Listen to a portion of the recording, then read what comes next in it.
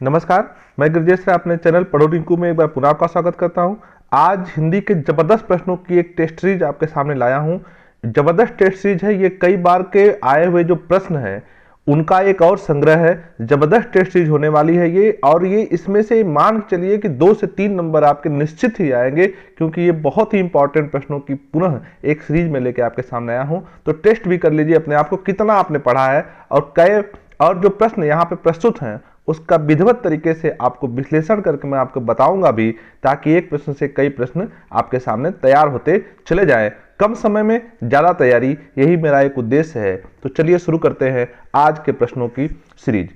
सबसे पहला प्रश्न पूछ रहा है कि निम्न वाक्य में शुद्ध वाक्य कौन सा है। ये 4 वाक्य हैं, 4 दिए हुए हैं। कह रहा है सबसे शुद्ध कौन सा है। ये यूपी टेट, यस टेट, अभी जो शिक्षक भर्ती पात्रता परीक्षा हो रही उसमें, और साथ ही साथ बीएड के एंट्रेंस एग्जाम और लेखपाल के लिए जो पेट का नया एग्जाम होने वाला है, उन सभी परीक्षाओं के लिए, एसआई परीक्षाओं में हिंदी जो पूछी जाएगी उन सभी परीक्षाओं में समान रूप से इंपॉर्टेंट होगा। तो इसलिए ध्यानपूर्वक इस वीडियो को पूरा जरूर देखें। चलिए शुरू करिए। तो पहला प्रश्न पूछ रहा है निम्नलिखित में से कौन शुद्ध वाक्य है। तो देखिएगा, पहला पूछ रहा है भैंस का ताकतवर दूध होता है। भैंस का दूध ताकतवर होता है। भैंस का होता है ताकतवर दूध। ताकतवर भैंस का दूध होता है।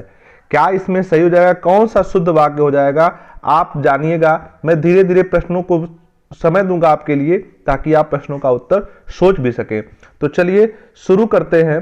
क्या हो जाएगा इसमें? भैंस का आप जानते हैं कि हिंदी में वाक्य निर्माण में पहले क्या आता है? कर्ता, फिर क्या आता है? कर्म, और फिर क्या आता है? क्रिया। कर्ता, कर्म और क्रिया, इसी आधार पर हिंदी की वाक्य रचना होती है, और इसी आधार पर शुद्ध और अशुद्ध निकाला जाता है। तो चलिए इसी आधार पर हम निकालते हैं। पहला कह रहा है कि भैंस का ताकतवर दूध होता है। यहां पे देखिएगा इन्होंने क्या किया है, कर्म को बदल दिया है। दूसरा देखिएगा भैंस का दूध ताकतवर होता है, बिल्कुल सही है। ये देखिएगा भैंस का दूध ताकतवर होता है, इसमें कर्ता है, दूध क्या है? कर्म है, ताकतवर होना उसका गुण है। ठीक है, तो इस प्रकार से ये जो है पूरा दूसरा नंबर का ऑप्शन आपका सही हो जाएगा। चलिए अगले प्रश्न की तरफ चलते हैं। दूसरा प्रश्न क्या कह रहा है? रहीमन पानी राखिए, रहीमन पानी राखे, बिन पानी सब सून, पानी गए न उबरे, मोती मानुष चून। रेखांकित में कौन सा अलंकार है यह आपको बताना है। अलंकार कौन सा हो जाएगा? अनुप्रास, यमक, रूपक या श्लेष अलंकार। क्या हो जाएगा यहां पर? देखिएगा, रहीमन पानी राखे, 1 पानी, बिन पानी सब सून, 2 पानी, पानी गए न उबरे, 3 पानी है यहां पर। तो क्या हो जाएगा आंसर? आंसर इसका हो जाएगा, सही आंसर क्या हो जाएगा इसका? श्लेष अलंकार। क्या हो जाएगा? श्लेष अलंकार। श्लेष माने होता है क्या? चिपकाना। क्या होता है? चिपकना या चिपकाना। अर्थात जहां अर्थ जो है चिपक जाए, अर्थात एक ही शब्द का जहां पे कई अर्थ प्रस्तुत हो, वहां पर कौन सा अलंकार होता है? श्लेष अलंकार होता है। तो श्लेष अलंकार यहां पर आंसर आपका बिल्कुल सही हो जाएगा। चलिएगा अगला प्रश्न, पीपर पाति सरस मन डोला। अगला प्रश्न है पीपर पाति सरस मन डोला, कौन सा अलंकार है यहां पर? पूछ रहा है रूपक अलंकार, उपमा अलंकार, अनुप्रास या यमक अलंकार। पीपर पात सरिस मन डोला, कौन सा अलंकार यहां पर हो जाएगा ये बताना है आपको। तो क्या हो जाएगा यहां पे? पीपर पाति सरस मन डोला, उपमा अलंकार हो जाएगा।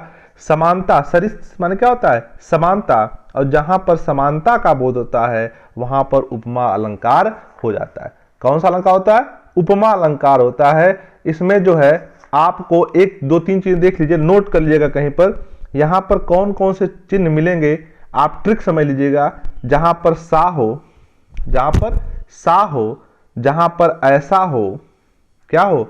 ऐसा हो, जहां पर जैसा हो, ठीक है, जहां पर ज्यों हो, या सदिश हो, या सदिश हो, या समान हो। ये चीज अगर हो कहीं पर, सा, ऐसा, जैसा, ज्यों, सदृश, समान। तो आप ये समझ लीजिएगा कि यहां पर कौन सा अलंकार होगा, वहां पर कौन सा अलंकार होगा, उपमा अलंकार। तो यहां पर सदृश है, समानता का बोध कर रहा है। चलिएगा अगले प्रश्न की तरफ बढ़ते हैं।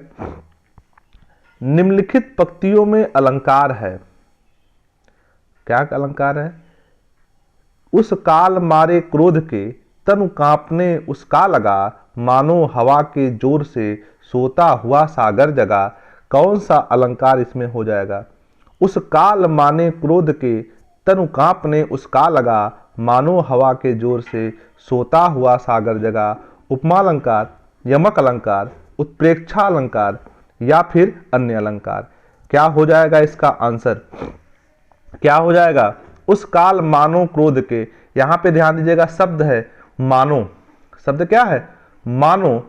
मानो शब्द कहां हो जाएगा? मानो शब्द कहां आता है?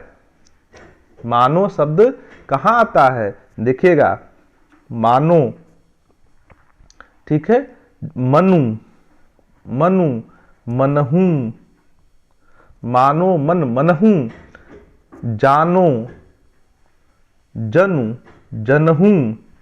ये शब्द जहां पे आए छो, आप जानिए वहां पे कौन सा अलंकार होता है? उत्प्रेक्षा अलंकार होता है। तो आपको याद क्या करना है? मानो और जानो। मानो और जानो आपने याद कर लिया तो उत्प्रेक्षा अलंकार हो गया।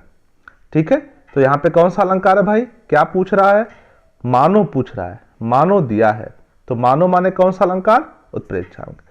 मानो जानो, ये दो चीज याद रखिएगा, मानो जानो। मानो जानो अगर है तो अलंकार कौन सा होगा? उत्प्रेक्षा अलंकार। आगे बढ़ते हैं। निर्गुण उपासक कवि है, निर्गुण उपासक कवि हैं, कौन है? सूरदास, कबीरदास, केशवदास या तुलसीदास। कौन ऐसे हैं जो निर्गुण, सगुण और निर्गुण भक्ति काल की दो शाखाएं हैं। सगुण में भगवान के साकार रूप का वर्णन किया जाता है और निर्गुण में निराकार भगवान का वर्णन किया जाता है। तो कौन हो जाएगा इसमें आंसर? सूरदास नहीं, सूरदास जो कृष्ण के भक्त थे। केशवदास नहीं, कौन हो जाएगा? कबीरदास। आंसर क्या हो जाएगा? कबीरदास। कबीरदास जी जो है निर्गुण उपासक थे, सूरदास जो है कृष्ण के उपासक थे, तुलसीदास राम के उपासक थे और केशवदास जो आचार्य थे। तो चलिए आगे बढ़ते हैं, अगले प्रश्न की तरफ चलते हैं।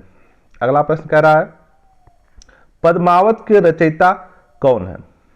पद्मावत के रचयिता कौन है? पद्मावत के रचयिता का नाम क्या है?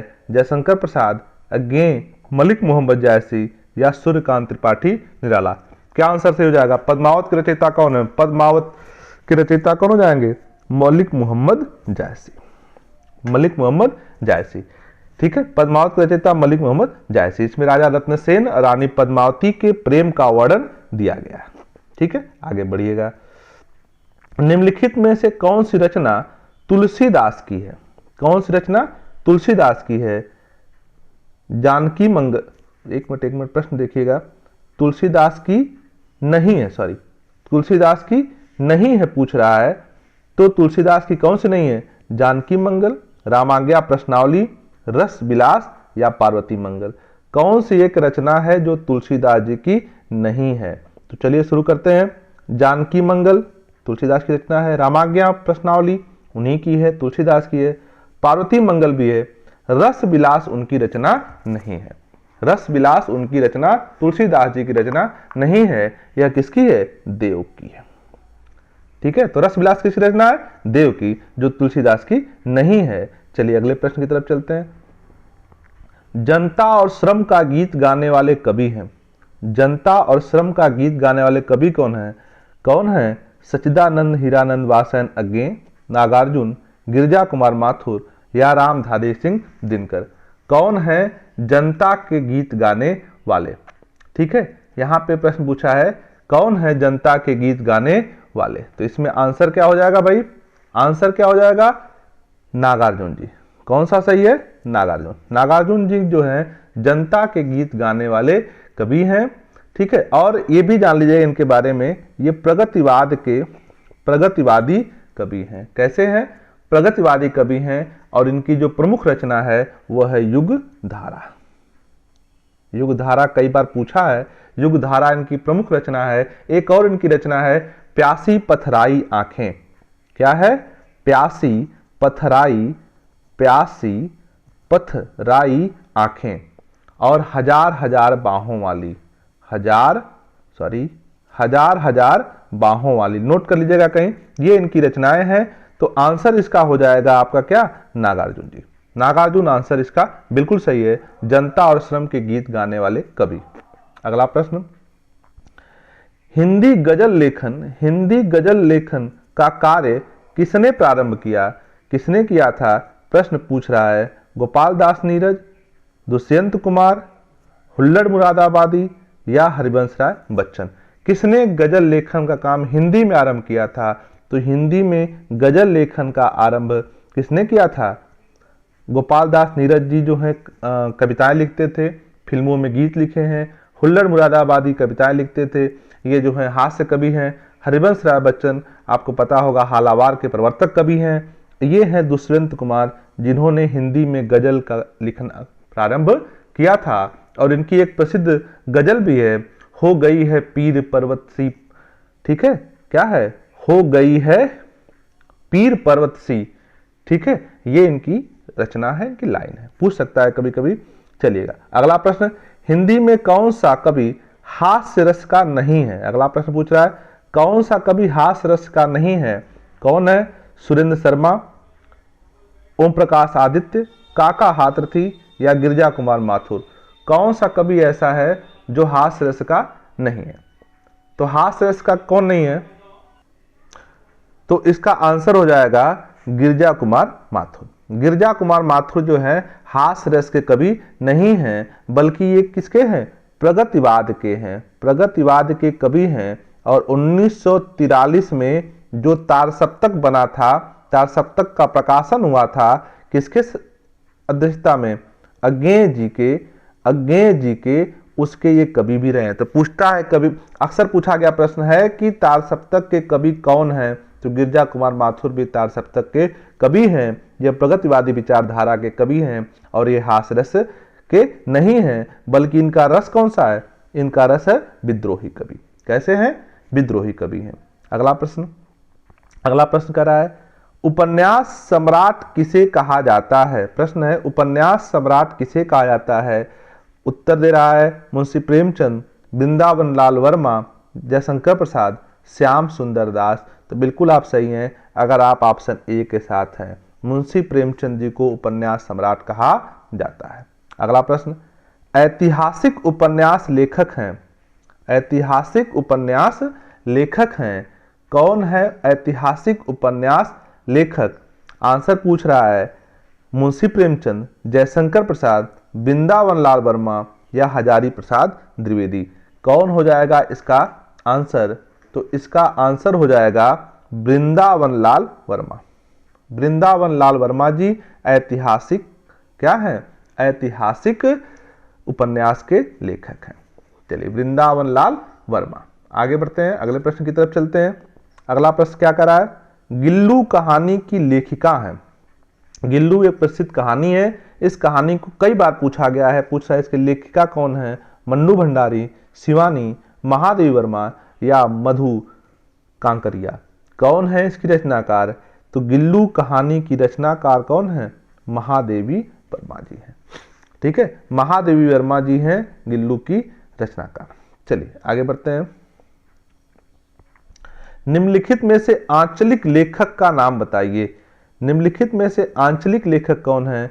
कौन पूछ रहा है? श्याम सुंदर दास हैं, महादेवी वर्मा हैं, फणीश्वर नाथ रेणु हैं या हजारी प्रसाद द्विवेदी हैं।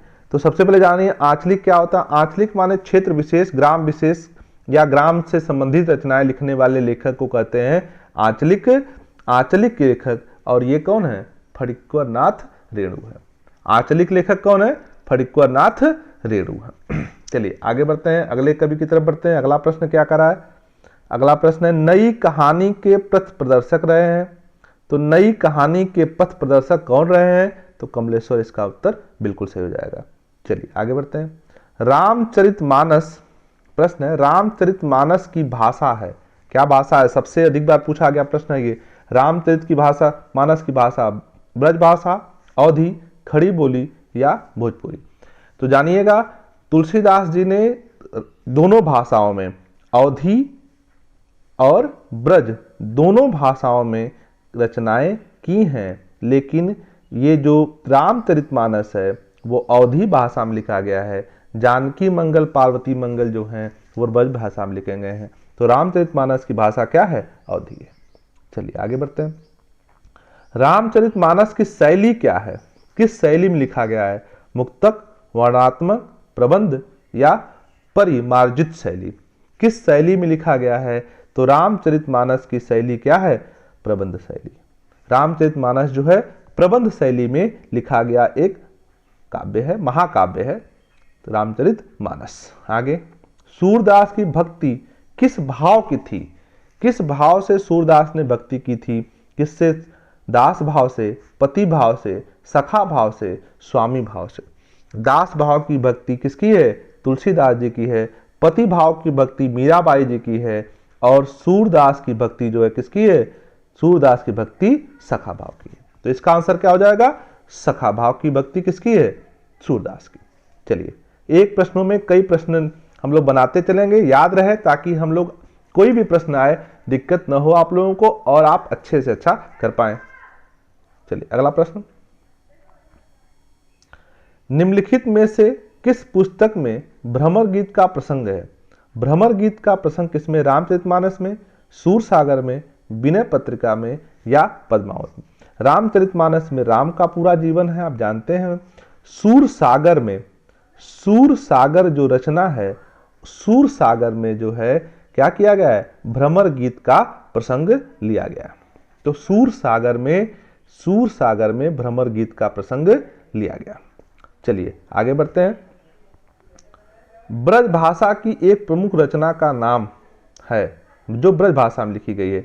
ठीक है, ब्रज भाषा की एक प्रमुख रचना का नाम क्या है? पंचवटी, उर्वशी, सूरसागर या चिदंबरा? ब्रज भाषा में लिखी गई एक प्रमुख कविता का नाम क्या हो जाएगा? इसमें से ये बताना है आपको। कौन सा? पंचवटी, उर्वशी, सूरसागर या चिदंबरा? तो क्या हो जाएगा? तो ब्रज भाषा की लिखी हुई प्रमुख रचना का नाम हो जाएगा कौन सा? सूरसागर।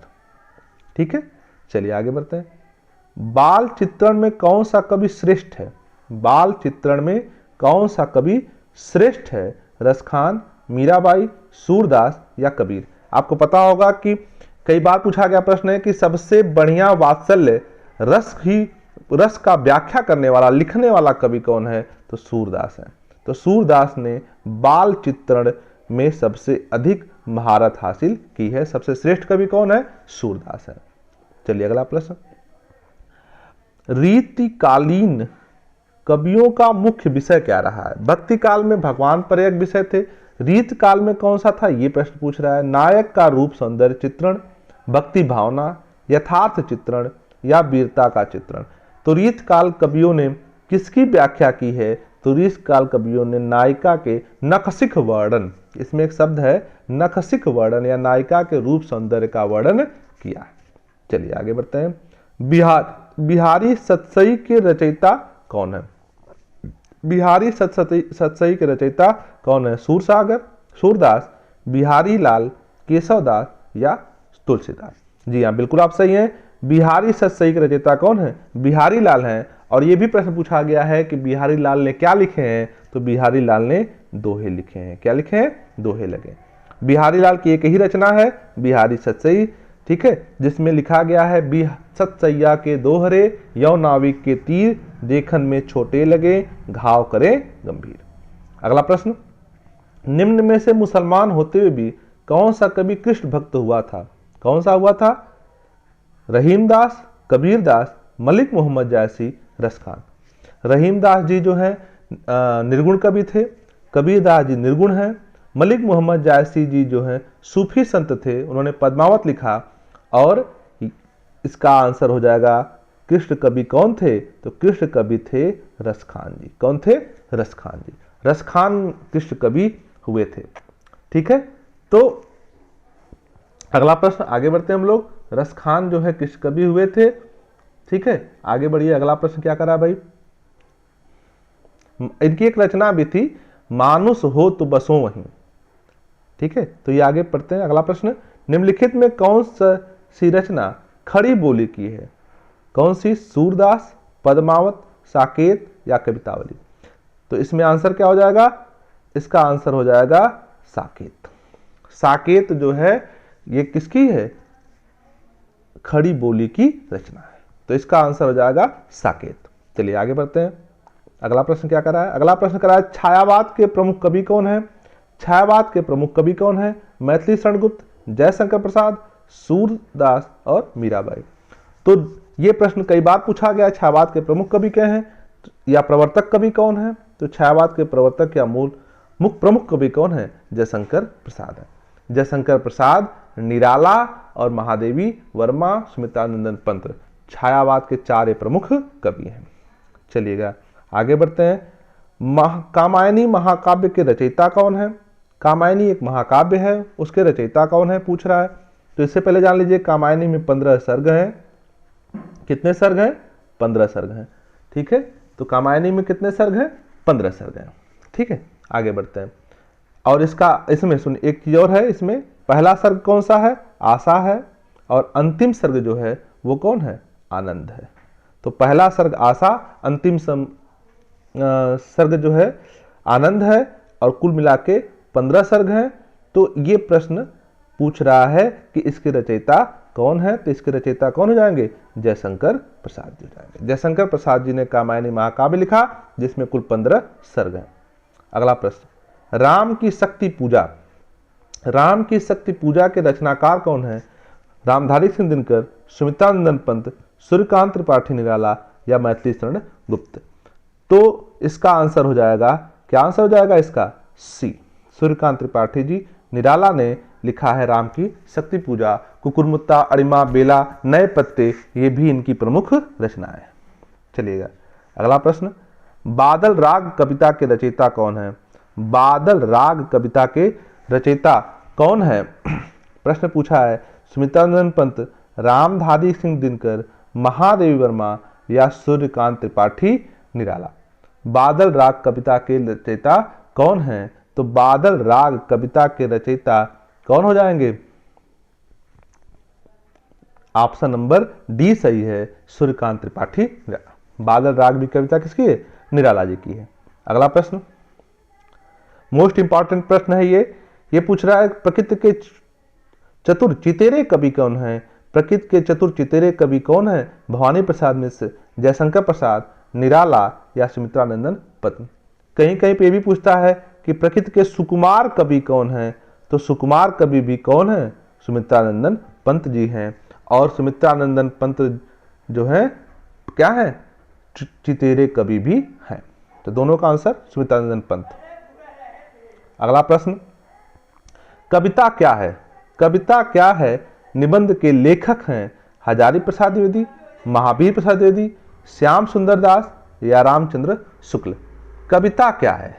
कविता क्या है कि लेखक कौन हो जाएंगे? तो आंसर आपका सही हो जाएगा क्या? रामचंद्र शुक्ल। कविता क्या है कि लेखक कौन है? रामचंद्र शुक्ल हैं। और इनका एक और निबंध है जो कई बार पूछा गया है, चिंतामणि। चिंतामणि भी इनका क्या है? निबंध है। चलिए आगे बढ़ते हैं, अगले प्रश्न की तरफ चलते हैं। अगला प्रश्न कह रहा है, कुटज निबंध के लेखक हैं, कुटज निबंध के लेखक हैं कौन है? श्याम सुंदर दास, जयशंकर प्रसाद, हजारी प्रसाद द्विवेदी या रामचंद्र शुक्ल? कुटज एक ललित निबंध है और इस ललित निबंध के लेखक कौन है? हजारी प्रसाद द्विवेदी जी। तो हजारी प्रसाद द्विवेदी जी ने कुटज निबंध लिखा है। अगला प्रश्न, पैरों में पंख बांध कर रचना है, पैरों में पंख बांध कर ये रचना कैसी है? रेखा चित्र है, संस्मरण है, यात्रा वृत्तांत है या कहानी है? ये पूछा जा रहा है। ये किस विधा की रचना है? तो पहले जानिएगा इसके लेखक हैं राम वृक्ष बेनी पुरी। ठीक है, राम वृक्ष बेनी पुरी इसके क्या हैं? लेखक हैं। और यह जो है एक यात्रा वृत्तांत है। यह क्या है भाई? यात्रा वृत्तांत है। ठीक है, आगे बढ़ते हैं। पैरों में पंख बांध कर क्या है? यात्रा वृत्तांत है। अगली रचना है, पूछ रहा है, माटी हो गई सोना, माटी हो गई सोना गद्य की विधा है, माने इसकी भी विधा पूछ रहा है। संस्मरण है, लघु कथा, रेखा चित्र या जीवन वृत्तांत। तो माटी हो गई सोना, यह किस विधा की रचना है? यह संस्मरण है। यह क्या है? संस्मरण है। माटी हो गई सोना। चलिए, माटी हो गई सोना, इसके लेखक कौन है ये भी जान लीजिएगा, कन्हैया लाल मिश्र हैं, ये भी जान लीजिएगा, कन्हैया लाल मिश्र। क्या लिखे हैं? माटी हो गई सोना, ये क्या है? संस्मरण है। किसका है? कन्हैया लाल मिश्र जी का। चलिए अगला प्रश्न, आगे बढ़ते हैं। निम्नलिखित में से कौन सा लेखक समालोचक नहीं है? समालोचक लेखक कौन नहीं है? कौन नहीं है? रामचंद्र शुक्ल हैं, हजारी प्रसाद द्विवेदी ये भी हैं, डॉक्टर श्याम सुंदर दास ये भी हैं, सरदार पूर्ण सिंह इसका आंसर हो जाएगा। सरदार पूर्ण सिंह समालोचक नहीं है, समालोचक नहीं है। ये कौन है? निबंधकार है। ठीक है, कौन है? निबंधकार है। आगे बढ़िएगा, सरदार पूर्ण सिंह कौन है? निबंधकार है। लेखक कमलेश्वर ने किन समाचार पत्रों का संपादन किया? प्रश्न पूछ रहा है। अमर उजाला, दैनिक नई ज्योति, दैनिक जागरण, दैनिक भास्कर, राजस्थान पत्रिका और पंजाब केसरी, इनमें से कोई नहीं। यह आंसर हो जाएगा इसका क्या? लेखक कमलेश्वर थे। कमलेश्वर ने किस का संपादन किया है, किस समाचार पत्र का? तो इसमें से कोई भी आंसर सही नहीं है। आंसर हो जाएगा कोई नहीं सही है, क्योंकि उन्होंने जो है दैनिक भास्कर का संपादन किया था, लेकिन जागरण का नहीं किया था।